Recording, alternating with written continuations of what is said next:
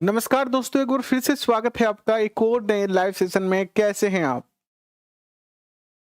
आइए शुरुआत करते हैं एक और बेहतरीन सेशन की। चर्चा करेंगे आज के सेशन में भारतीय लोकतांत्रिक प्रक्रिया और उसमें महिलाओं की भूमिका।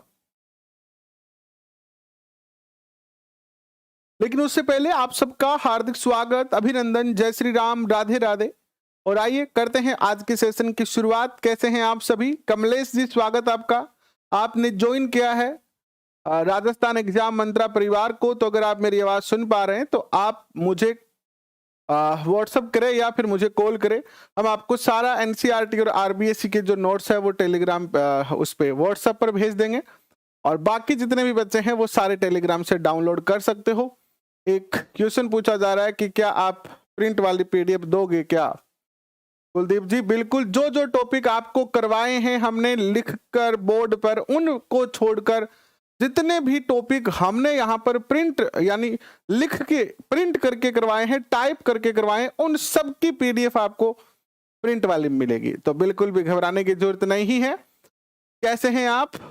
मनोज भाई, रेखा, ढोलू जहांगीर, कैसे हैं आप? मुकेश, नविता मीना, रुखसार, सुस्मिता, पूजा, साहिल मोदी, सुनील कुमार, कैसे हैं आप सभी? आशा करता हूं कि सभी अच्छे हैं। आइए इस टॉपिक की डिस्कस करते हैं, इस टॉपिक को चर्चा करते हैं। वैसे जब इस टॉपिक को हमने प्रयत्न किया ढूंढने का एनसीईआरटी में, तो एनसीईआरटी क्लास 11, एनसीईआरटी क्लास 11 राजनीति विज्ञान का चैप्टर नंबर 3 जो है वो इसी तरीके का चैप्टर है, जिसमें भारतीय लोकतंत्र की प्रक्रिया को समझाया गया है कि भारत में जो लोकतंत्र है उसका क्या प्रोसेस है। तो हम भी इस टॉपिक को इसी से अध्ययन करेंगे, ठीक है। यानी एनसीईआरटी कक्षा 11 चैप्टर नंबर 3, ठीक है। तो अगर आपके मन में ये क्वेश्चन आ रहा हो कि गुरुजी कहां से पढ़ाएंगे या ये टॉपिक हम कहां से डिस्कस कर रहे हैं, तो नोट कर लीजिएगा। ये जो टॉपिक है वो हम पढ़ रहे हैं कहां से? एनसीईआरटी क्लास 11, पॉलिटी की क्लास 11 और चैप्टर नंबर 3, ठीक है। पर इसमें दिक्कत यह है कि एनसीईआरटी में महिलाओं के प्रतिनिधित्व के बारे में चर्चा नहीं की गई है। तो महिलाओं का जो प्रतिनिधित्व वाला बात है वो हम अलग से चर्चा करेंगे और लोकतांत्रिक प्रक्रिया की चर्चा हम अलग से करने वाले हैं, ठीक है। तो करें शुरुआत आज का सेशन।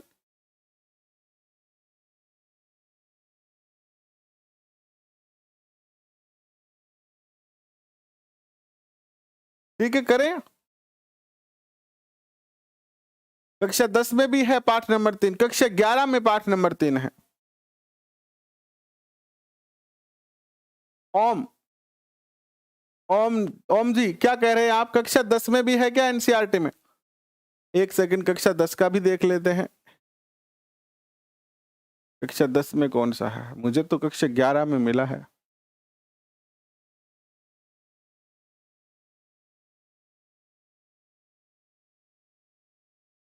लोकतांत्रिक राजनीति,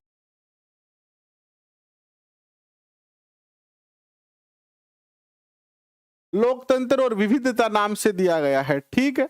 इससे ज्यादा अच्छा जो है कक्षा 11 वाला है। कक्षा 11 वाला आप पढ़ने का प्रयत्न कीजिएगा, अगर आप सेल्फ स्टडी करें तो ये ज्यादा ठीक है। आइए अब इस चैप्टर की चर्चा करते हैं अपन। राकेश जी, बहुत बहुत धन्यवाद। देखिए, ये सारे जो हमारे पीडीएफ नोट्स हैं सारी क्लासों के ही, वो सब आप डाउनलोड कर सकते हैं। कहां से? टेलीग्राम से। और ये टेलीग्राम के 2 चैनलों के लिंक दिए हैं, बार कोड को स्कैन करके या फिर नीचे दिए गए लिंक से @govind00 या फिर @रीटनगर से आप क्या कर सकते हो, इनको डाउनलोड कर सकते हो। इकोनॉमिक्स पूरा करवा दिया गया है, नोट्स टेलीग्राम पे दे दिए गए हैं, जाके डाउनलोड करें, कक्षा देखें और नोट्स लिख ले। देखिए विद्वान साथियों, चुनाव और प्रतिनिधित्व नाम से ये टॉपिक हमें मिला कहां पर? एनसीईआरटी कक्षा 11 में, ठीक है। चुनाव और प्रतिनिधित्व, थोड़ा सा टॉपिक लोकतांत्रिक। देखिए, भारतीय लोकतांत्रिक प्रक्रिया कैसी है, भारत में हम किस तरीके से जो है वो लोकतंत्र में सत्ता का चयन करते हैं, चुनाव करते हैं, इस पर हम चर्चा कर रहे हैं। ठीक है, तो देखिएगा चुनाव क्या है, पहले तो इसको समझते हैं। तो चुनाव वह व्यवस्था है जिसके द्वारा किसी देश के लोग अपने प्रतिनिधियों का चुनाव करते हैं। लोकतंत्र में क्या होता है, लोकतंत्र में लोगों के द्वारा लोगों के लिए ही और लोगों में से ही कुछ प्रतिनिधि चुने जाते हैं। जैसे मान लीजिए कक्षा है और उस कक्षा में 50 छात्र हैं। ठीक है, 50 छात्रों में से इन 50 छात्रों को अपने में से ही किसी एक को क्या बनाना है, कक्षा मॉनिटर बनाना है। ठीक है, तो मान लीजिए कि यहां पर 3 बच्चे ऐसे दावेदार हैं, 1, 2 और 3, जो मॉनिटर बनने की योग्यता रखते हैं, मॉनिटर बनने के गुण रखते हैं। ठीक है, 3 बच्चे ऐसे हैं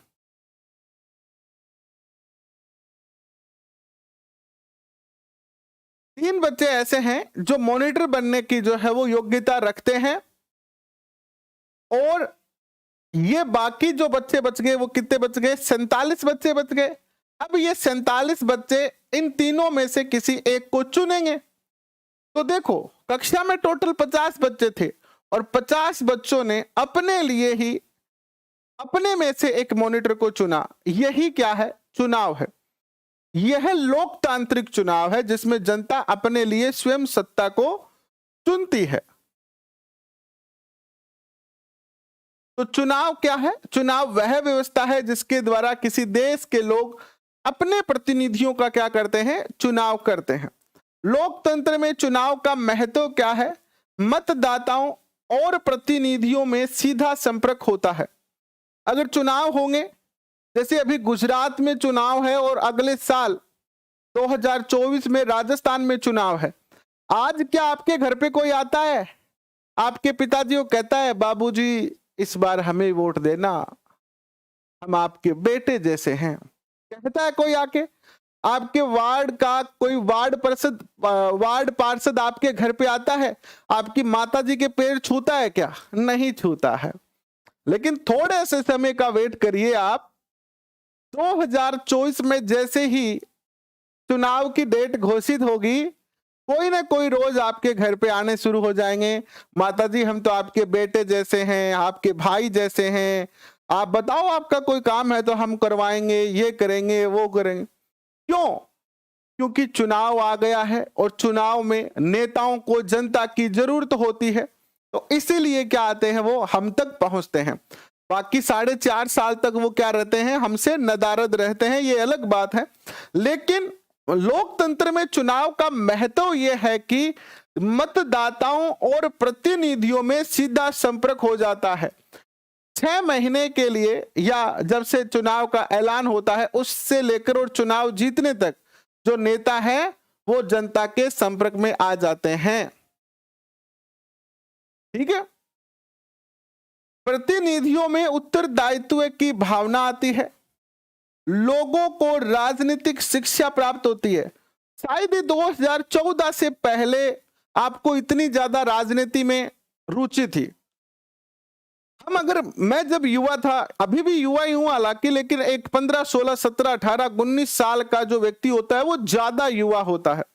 तो हमें याद है, हमें कोई रुचि नहीं होती थी राजनीति में।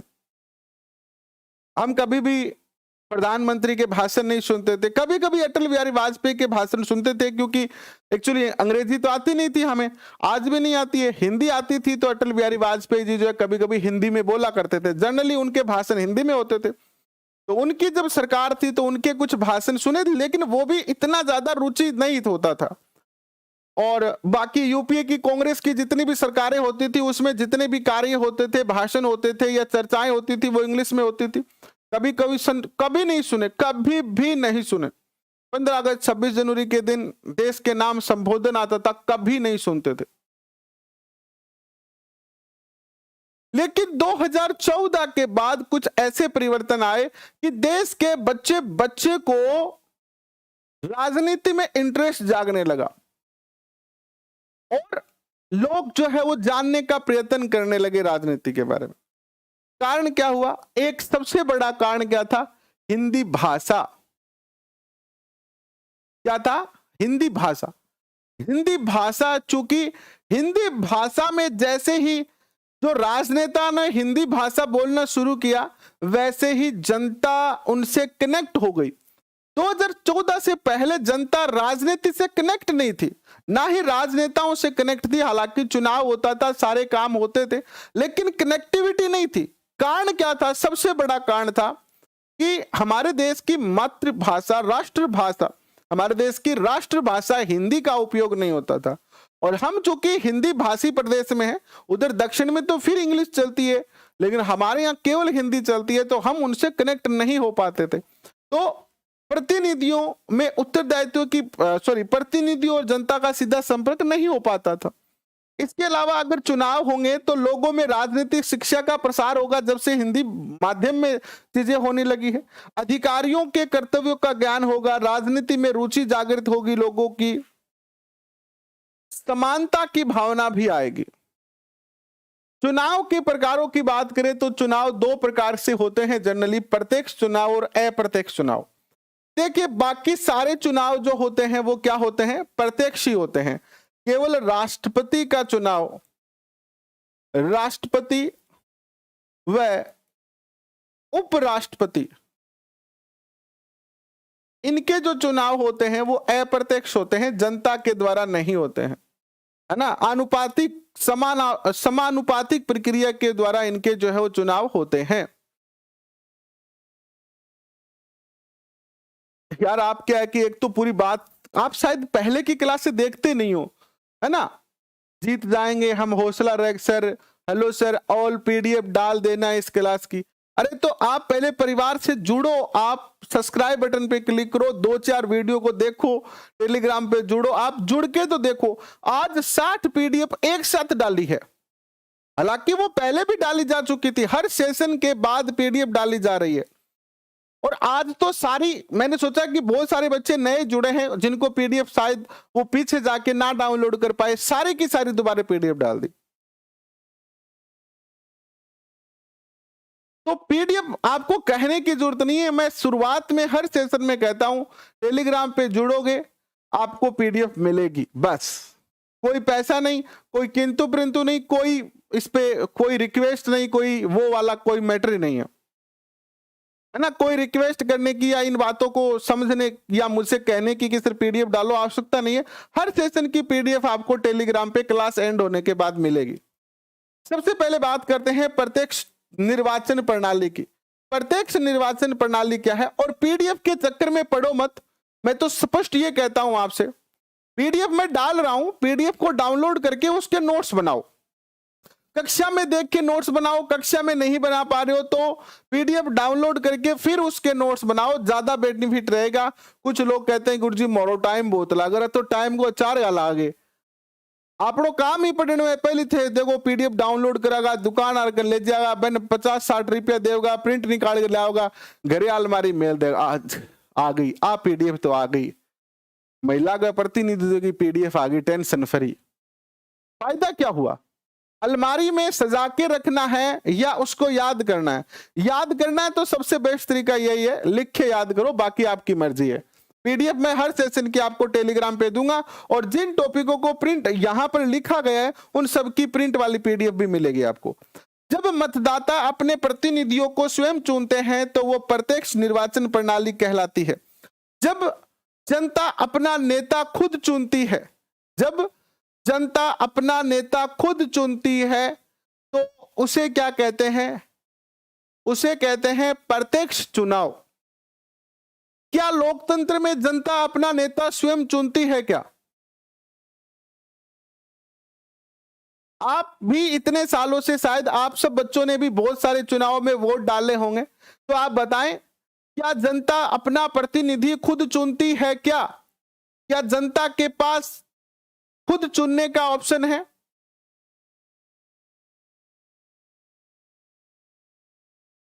या फिर जनता के पास केवल ऑप्शन ही होते हैं कि या तो आप ए चुनो या आप बी चुनो या आप सी चुनो।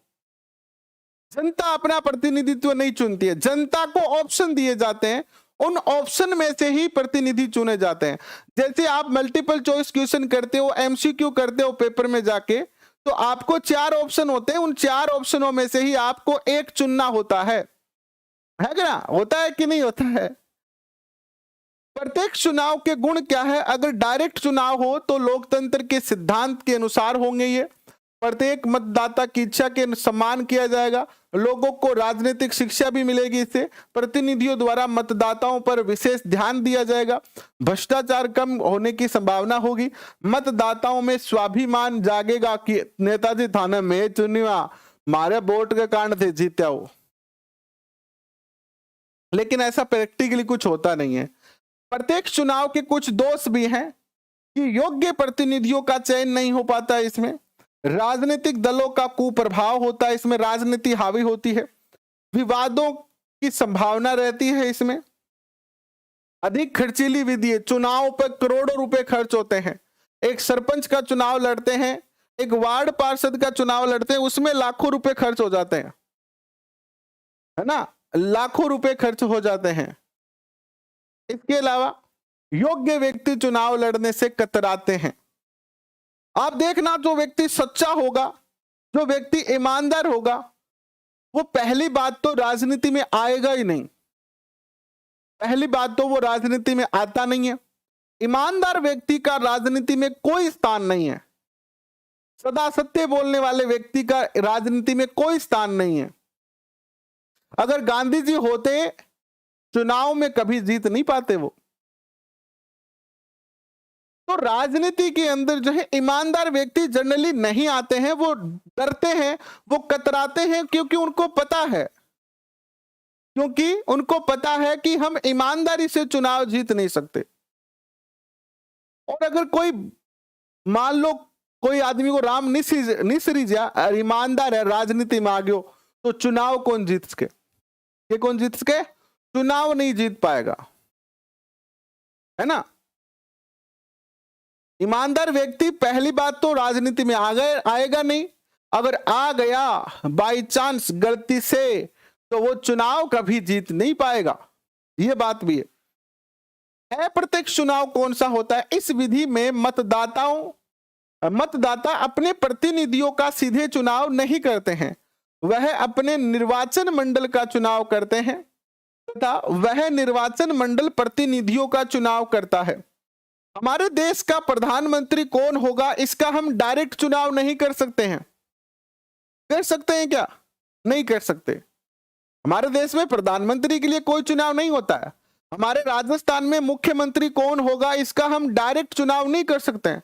मान लीजिए हम वोट दे रहे हैं, अभी चुनाव है और वोट दे रहे हैं, हम एक पार्टी को वोट देते हैं, या तो कांग्रेस या बीजेपी या आम आदमी पार्टी या कोई भी पार्टी है, लेकिन हम डायरेक्ट मुख्यमंत्री को वोट नहीं दे रहे हैं। अब पार्टी तय करती है कि मुख्यमंत्री कौन बनेगा, हालांकि जो पॉपुलर नेता होता है वो ही बनता है ना। बट ये क्या होता है? इनडायरेक्ट चुनाव होता है, अप्रत्यक्ष होता है। जनता क्या करती है? जनता एक प्रतिनिधि मंडल चुनती है और ये प्रतिनिधि मंडल जो है वो फिर अगले स्टेप पर जो है वो नेक्स्ट को चुनता है। ठीक है। अप्रत्यक्ष चुनाव के कुछ गुण हैं। योग्य प्रतिनिधियों के निर्वाचन की संभावना होती है, कम खर्चीली प्रणाली होती है, ये ज्यादा पैसे नहीं लगते, राजनीतिक दलों के कुप्रभाव की भी कम संभावना होती है, अज्ञानियों की सफलता की कम संभावना होती है और बड़े चुनाव क्षेत्र के लिए ये उपयुक्त भी रहती है। अप्रत्यक्ष निर्वाचन प्रणाली के कुछ दोष है कि जनता और प्रतिनिधि सीधे संपर्क में नहीं आ पाते हैं, भ्रष्टाचार अधिक होने की संभावना है, लोगों को राजनीतिक शिक्षा नहीं मिलती है और अलोकतांत्रिक प्रणाली है, क्योंकि लोकतंत्र ये कहता है कि डायरेक्ट चुनाव होना चाहिए। अगर डायरेक्ट चुनाव नहीं होता है तो वो क्या है? अलोकतांत्रिक प्रणाली है। ठीक है। इसके बाद अगर चर्चा करते हैं भारतीय चुनाव प्रणाली की, तो भारत में जो है वयस्क मताधिकार के द्वारा निर्वाचन होता है, संयुक्त निर्वाचन। ठीक है। वयस्क यानी 18 वर्ष की आयु के बाद और प्रत्यक्ष चुनाव होता है भारत में, गुप्त चुनाव होता है। आप जब चुनाव में जाओगे तो आपसे कोई पूछेगा नहीं कि आप किसको वोट दे के आए हो, और ना ही कोई देख सकता है। आपका एक पर्सनल जो है वो क्षेत्र कवर कर दिया जाएगा, उसको ऐसे आगे से ढक दिया जाता है। उसमें चुनाव का वो वीवीपैट होता है, उसमें मशीनें लगी होती है। आप जाओ, अपनी मर्जी है, आपसे कोई नहीं कहेगा कि भैया इसको वोट दे दो, इसको वोट दे दो, ये कर दो, वो कर दो। आप अपनी मर्जी से जिसको चाहो उसको वोट दे सकते हो। क्वेश्चन कैसे पूछा जाएगा, भारत में निम्न में से चुनाव प्रणाली की कौन सी विशेषता है? तो ये प्रत्यक्ष चुनाव होता है, गुप्त चुनाव होता है, एक सदनीय चुनाव क्षेत्र है ना। इस तरीके के चुनाव आयोग चुनाव करवाता है। कुछ स्थानों पर आरक्षण की व्यवस्था भी की गई है। अब भारत के अंदर जो है वयस्क मताधिकार की व्यवस्था की गई है। संविधान के अनुच्छेद 326 ये कहता है कि 18 वर्ष की आयु से ऊपर भारत का हर व्यक्ति, 18 वर्ष से आयु, जिसकी आयु 18 वर्ष हो चुकी है, उसके बाद 18 वर्ष या उससे अधिक आयु का हर पुरुष, हर व्यक्ति जो है वो क्या कर सकता है, मतदान में शामिल हो सकता है। वयस्क मताधिकार यह व्यवस्था है जिसमें सभी लोगों को एक निश्चित आयु प्राप्त करने के पश्चात बिना किसी भेदभाव के वोट देने के अधिकार प्रदान किए गए हैं। वयस्क मताधिकार की विशेषता क्या है? ये लोकतंत्रात्मक है, ये राजनीतिक शिक्षा देने वाली है, ये स्वतंत्रता व अधिकारों की रक्षा के लिए आवश्यक है। अल्पसंख्यक को संतुष्टि मिलती है, इसे राष्ट्रीय एकता में वृद्धि होती है, कानूनों का अधिक पालन होता है, शिक्षा व लिंग के अनुसार मतदान उचित नहीं है, और स्वाभिमान की भावना उत्पन्न होती है। आपको ऐसे समझाना हो तो मैं समझा देता हूं। लोकतंत्रात्मक है, यानी इसमें जनता सर्वोच्च होती है। जनता क्या होती है? सर्वोच्च होती है, वही अपने नेता को चुनती है। दूसरी बात कही गई है कि राजनीतिक शिक्षा देती है। जब चुनाव होंगे तो जनता राजनीति में एक्टिव होगी, सक्रिय होगी, उसको जानने का मौका मिलेगा कि चुनाव कैसे होते हैं, कैसे लोग प्रतिनिधि बनते हैं, कैसे जो है उनका नॉमिनेशन होता है, ये सारी चीजें उन्हें जानने का मौका मिलेगा। स्वतंत्रता व अधिकारों की इससे रक्षा होती है। लोकतंत्र में जो है वो हमारे जो मूल अधिकार है उनकी रक्षा कौन करता है? सर्वोच्च न्यायालय करता है। अल्पसंख्यक संतुष्ट होते हैं। मान लीजिए अल्पसंख्यक है किसी क्षेत्र में, कोई भी जाति हो सकती है अल्पसंख्यक, जैसे मुस्लिम है, जैन है, बौद्ध है, ये सब अल्पसंख्यक है। तो वो अपने क्षेत्र में अपने चहीते, जैसे मुस्लिम इलाका है वहां से अगर कोई मुस्लिम कैंडिडेट खड़ा हो रहा है तो वो अपने चहेते को क्या कर सकते हैं? वोट कर सकते हैं। तो उनको भी ये विश्वास रहता है कि हमारा भी लोकतंत्र में पूर्ण जो है वो क्या है, योगदान है। हाँ, 20वां संस्करण ही तो लेना है आपको, कल बताया था ना। और वयस्क मताधिकार के विरोधी तर्क भी है, कुछ लोगों ने इसके विरोध में भी तर्क दिया है, क्योंकि प्राकृतिक नहीं है ये। अशिक्षित लोगों को मताधिकार नहीं है, स्त्रियों को मताधिकार नहीं है। ये क्या है, क्या गया ये? वयस्क मताधिकार के विरोध में तर्क, धनी व्यक्तियों का शासन स्थापित रहता है और सभी नागरिक समान नहीं होते। इसमें मुश्किल समस्याओं का सामना समझ ना पाना। आरक्षण की बात करें तो संविधान ने हमें आरक्षण भी दिया। आरक्षण से अभिप्राय उस व्यवस्था से है जिसमें समाज के वह वर्ग जो पिछड़े हुए हैं उन्हें किसी संस्था, सरकार या क्षेत्र में कुछ विशेषाधिकार है। जैसे चुनाव में भी आरक्षण है। हर बार आपको कितनी सीटें, कई बार एससी की सीटें आती है, कई बार एसटी की सीटें आती है, जनरल की आती है, ओबीसी की आती है, महिला सीटें आती है। तो इन सबको जो है अलग अलग आरक्षण दिया गया है।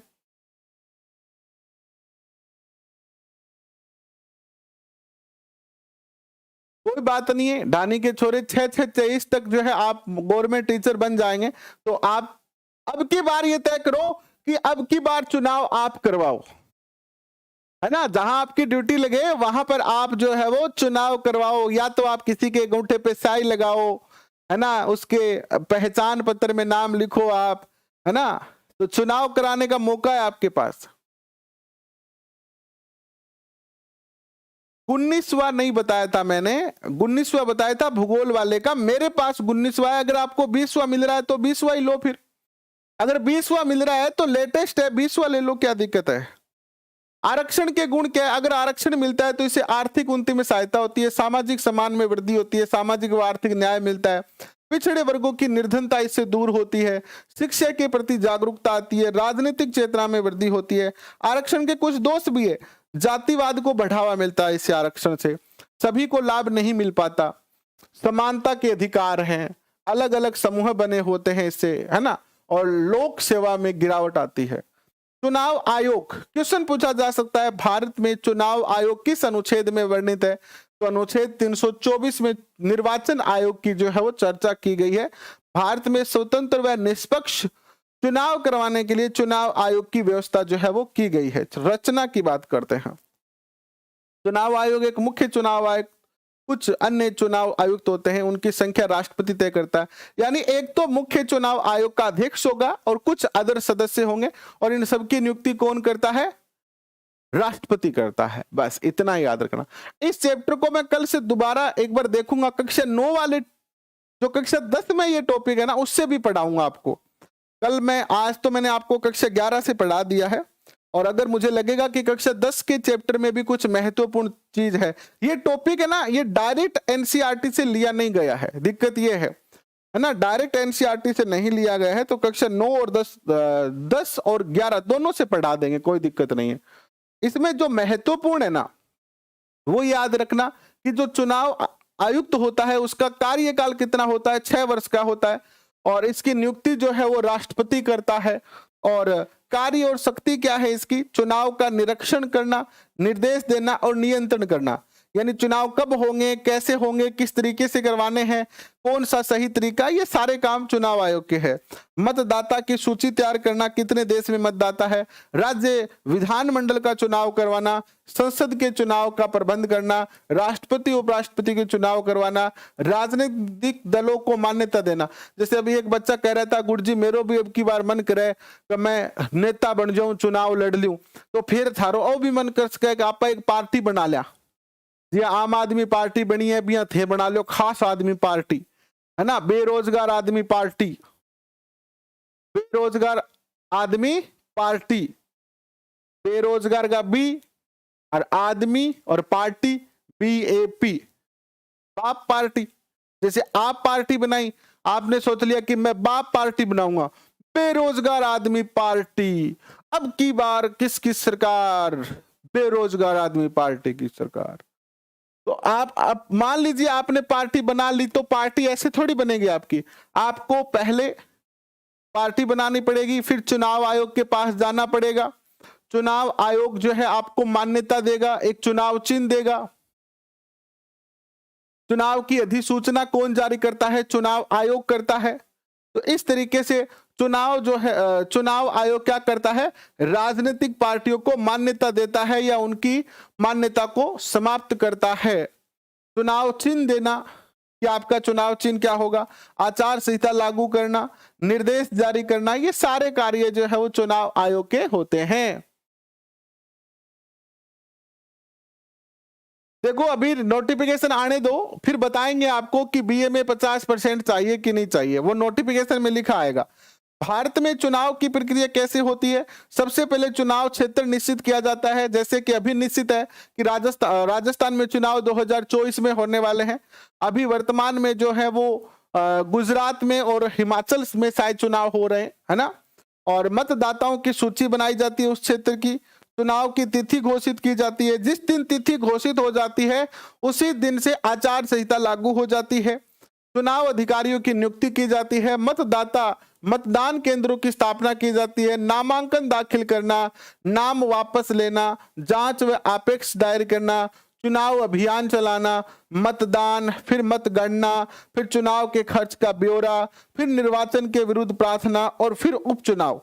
ये बहुत सारी प्रोसेस होती है, इसमें से कुछ प्रोसेस नहीं होती, उपचुनाव वगैरह की इतनी ज्यादा जो है वो आवश्यकता नहीं पड़ती है।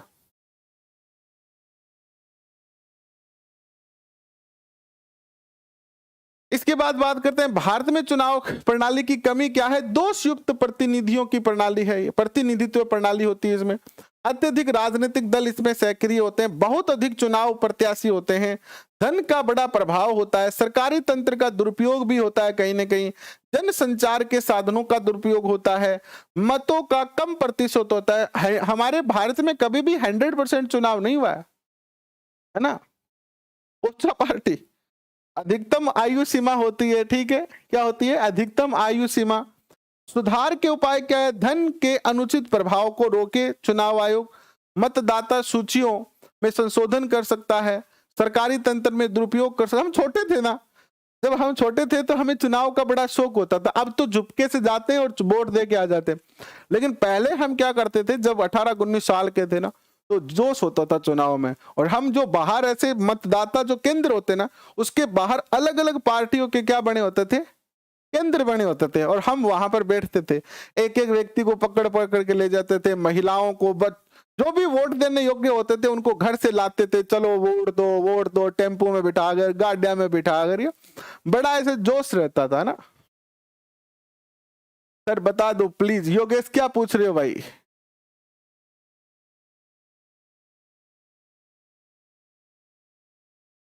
राजवंश टॉपिक 3rd ग्रेड में इतना ही है क्या, राजवंश चल रहा है, अभी तो चौहान वंश पढ़ा है आपको, अभी चौहान पढ़ाया है, चौहान के बाद मेवाड़ पढ़ा रहे हैं, मेवाड़ के बाद आपको जो है वो मारवाड़ पढ़ाएंगे, बीकानेर का राठौड़ वंश पढ़ाएंगे, प्रतिहार वंश पढ़ाएंगे, और आमेर का पढ़ाएंगे कछुआ वंश। तो अभी तो चल रहा है, सबसे बड़ा है, इतना जल्दी थोड़ी हो जाएगा ये। अब बात करते हैं अपन कि महिलाओं का प्रतिनिधित्व क्या है, राजनीति में महिलाओं का प्रतिनिधित्व क्या है। भारतीय राजनीति में महिलाओं के प्रतिनिधित्व की बात करें तो महिलाओं को भारतीय राजनीति में आज 2022 में भी कोई ज्यादा महत्वपूर्ण स्थान नहीं है, ठीक है। महिला आरक्षण विधेयक लाया गया था 2008 में, जो 108वां संविधान संशोधन विधेयक था, और राज्यसभा में 9 मार्च 2010 को पारित किया गया, लेकिन 9 साल बीतने के बाद भी ये जो है वो लोकसभा में पारित नहीं हो पाया। राज्यसभा ने तो पारित कर दिया कि महिला को हमें आरक्षण देना है 108वें संविधान संशोधन में, लेकिन लोकसभा में वो पारित नहीं हो पाया। लोकसभा का कार्यकाल पूरा हो जाने के बाद जो है वो इसे रद्द कर दिया गया, और इस विधेयक में महिलाओं को 33% आरक्षण देने की बात जो है की गई थी। तो महिलाओं को राजनीति में कितना प्रतिशत आरक्षण है वर्तमान में, 33% आरक्षण है। जो अब क्वेश्चन आपसे कैसे पूछे जा सकते हैं, बस ये 2-3 चीजें याद रखना आप, ये 2-3 क्वेश्चन याद रखना आप। देखो क्या पूछा जा सकता है कि जो 7वीं लोकसभा है, 7वीं नहीं 17वीं लोकसभा के लिए देश में सबसे अधिक महिला सदस्य हैं, यानी जो वर्तमान सरकार है हमारी, 17वीं जो लोकसभा है हमारी, उसमें सबसे ज्यादा जो है वो क्या है, सबसे ज्यादा क्या है, महिला सदस्य हैं। तो क्वेश्चन पूछा जा सकता है कि 17वीं लोकसभा में राज्यसभा लोकसभा में कितनी महिला है, 17वीं लोकसभा में कितने महिला कैंडिडेट हैं, तो 78 महिला हैं जो कि संसद में बैठती है। और राज्यसभा में बात करते हैं तो 4 महिला है, और संसद में कुल महिलाओं की बात करें तो 103, और एक अब राष्ट्रपति भी हो गया तो 104 जो है वो महिला है, राष्ट्रपति तो महिला बन गई ना। तो अभी वर्तमान में जो है वो 103 महिला प्रतिनिधि संसद में हैं, ये आप याद रखना। लोकसभा में 78, राज्यसभा में 4।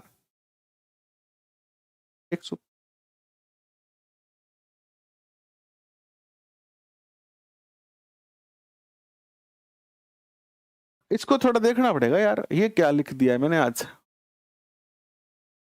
लोकसभा में 78 और राज्यसभा में 4, तो फिर तो 103 कैसे हुआ।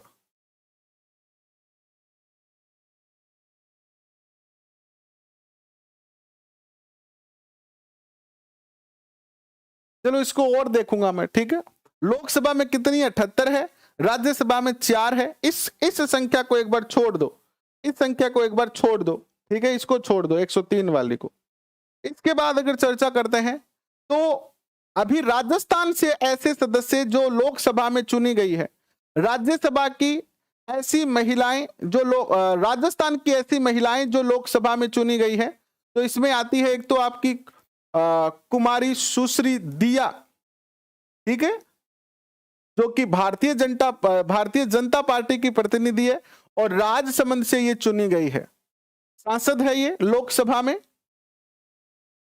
श्रीमती रंजीता कोली भारतीय जनता पार्टी से चुनी गई है, भरतपुर से सांसद है, अनुसूचित जाति से आती है ये। क्वेश्चन पूछा जा सकता है कि राजस्थान की उस महिला सांसद का नाम बताइए, राजस्थान की उस महिला सांसद का नाम बताइए जो अनुसूचित जनजाति से भारतीय 17वीं लोकसभा में राजस्थान से चुनी गई। तो श्रीमती जसकौर मीणा, कौन है, श्रीमती जसकौर मीणा।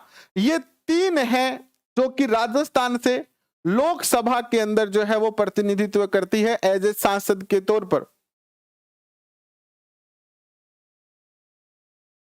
जब कोई सामान्य सीट आती है तो उसमें कोई महिला या पुरुष चुनाव लड़ सकता है क्या?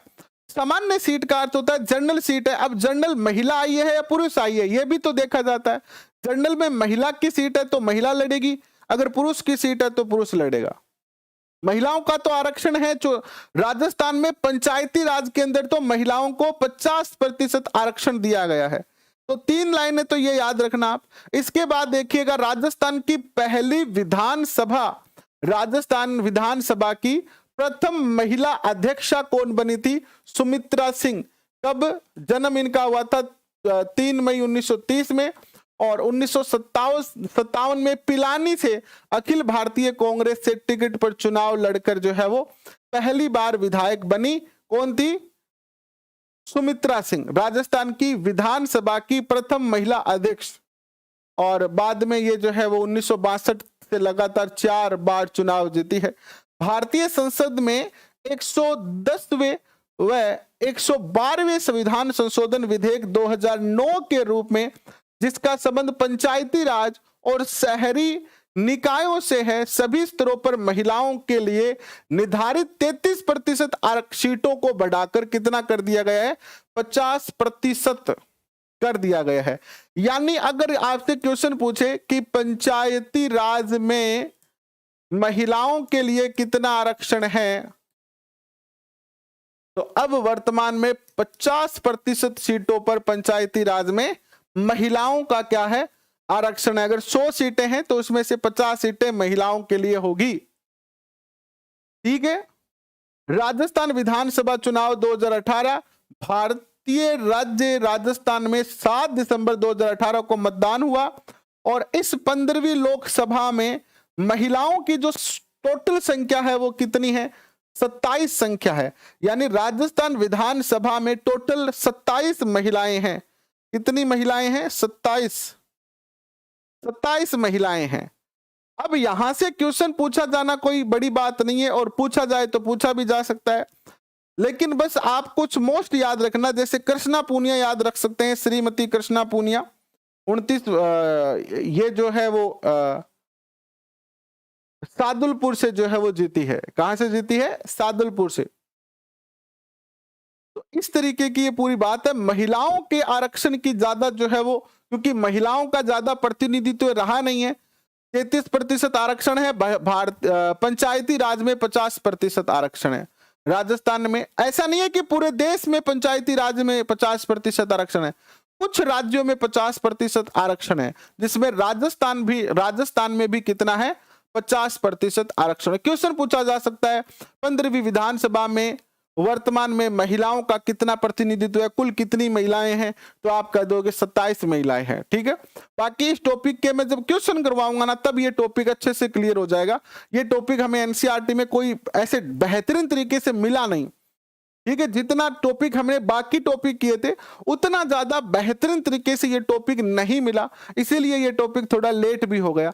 लेकिन जब इसके क्वेश्चन करवाएंगे तो मैं आपको इस टॉपिक से संबंधित बहुत सारे क्वेश्चन करवा दूंगा, है ना। आपसे क्वेश्चन कैसे पूछे जा सकते हैं, बस यही क्वेश्चन पूछे जाएंगे कि एक तो विधानसभा में पूछा जाए तो कौन सी विधानसभा 15वीं में कितनी महिलाएं हैं, प्रथम अध्यक्ष कौन थी विधानसभा की, और संसद में कितनी महिलाएं हैं, लोकसभा में कितनी महिलाएं हैं, पंचायती राज में महिलाओं को कितना प्रतिशत आरक्षण है, इसी प्रकार की बातें पूछी जाएगी। महिलाओं वाला टॉपिक ज्यादा बड़ा नहीं है, छोटा सा ही टॉपिक है, ठीक है। तो ये टॉपिक आपका पूरा हो गया। अब अगर मैं एक बार सिलेबस निकाल लेता हूं, सिलेबस निकाल लेता हूं कि हमारा कितना हो गया और कितना बाकी रह गया है। कल का टॉपिक भी डिस्कस हो जाएगा इसके साथ ही। आपके पास भी अगर सिलेबस है तो एक बार सिलेबस निकाल लें आप अपने, अगर आपने सिलेबस प्रिंट निकला रखा है तो सिलेबस जरूर निकालें। देखिए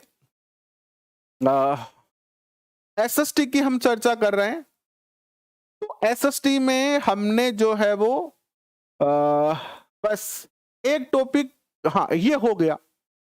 देखो एसएसटी में आपका कितने टॉपिक हो गए टिक कर लो। अगर आप पहली बार जुड़े हो तो इनके सेशन आपको हमारे इस परिवार में आराम से मिल जाएंगे। ये टॉपिक हमने पूरे कर लिए।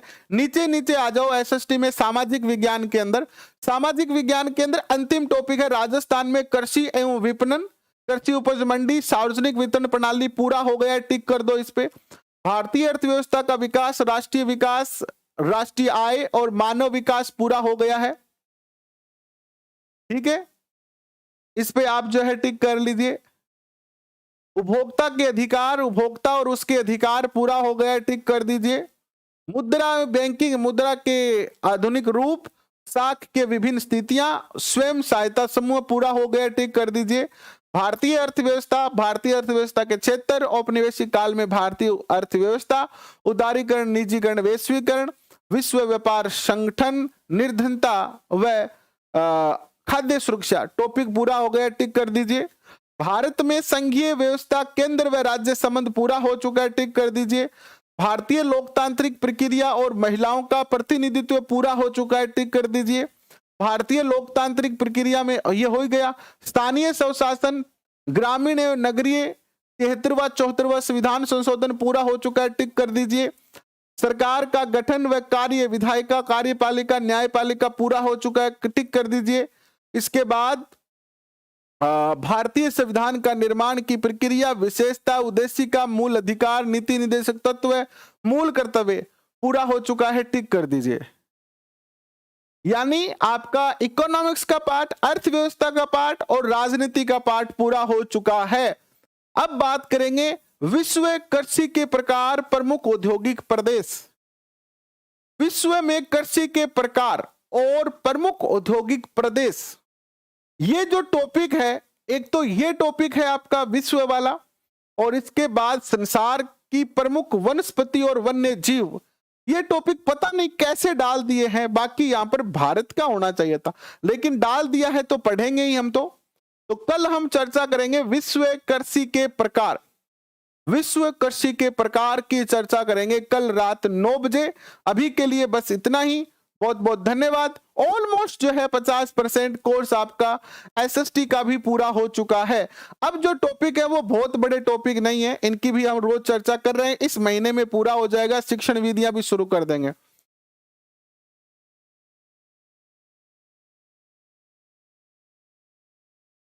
तो टॉपिक अपना देखो, छोटा सा टॉपिक होने से नहीं होता है ओम जी, टॉपिक को यह भी देखना पड़ता है। कई बार एनसीईआरटी में जो है ना कहानी के रूप में टॉपिक पूरा कर देते हैं, और वहां से कोई क्वेश्चन ऐसा निकलता नहीं है, ना ही तो वहां पर कोई धारा की चर्चा की जाती है, ना ही वहां पर कोई और ऐसे तथ्यों की चर्चा की जाती है जिससे कि मल्टीपल चॉइस क्वेश्चन बने। तो वहां पर हमें टॉपिक को बाहर से भी पढ़ना पड़ता है।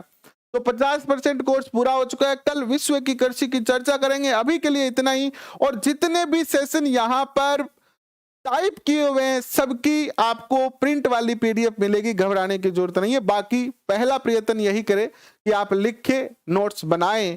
अभी के लिए शुभ रात्रि।